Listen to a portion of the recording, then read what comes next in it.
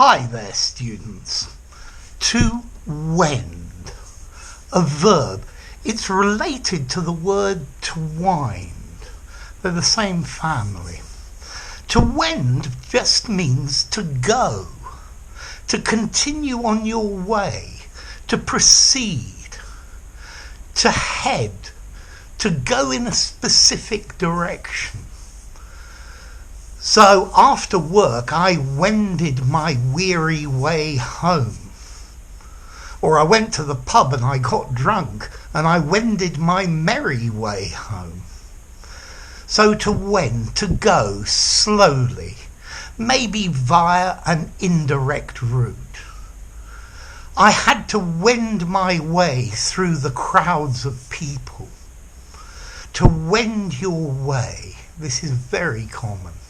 We wended our way through the back streets because we didn't want to be seen by the police. We wended our way through the woods and arrived back at the house at the back door. We wended our way along the country roads, soaking up the beauty of nature. So to travel, to proceed with your journey, to continue to go on. I wended my way through the market and the narrow streets of the medieval city. The river wended its way to the sea, meandering across the floodplain. Okay, so this is a word that it's got the same idea as go or continue to go.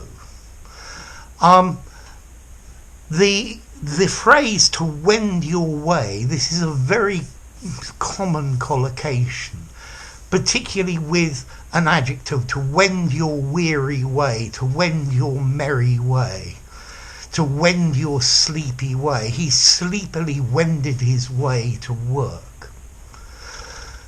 At Hampton Court, there's a maze and you need to wend your way through the maze. Notice wend also has another meaning. A wend is a group of Slavonic people, a specific Slavonic people, but this is very specific. So to wend, to go, to continue on your journey. So notice nowadays to wend is a regular verb. He wended his tired way home. He has wended his way to the pub, back home from the pub every day for the last week.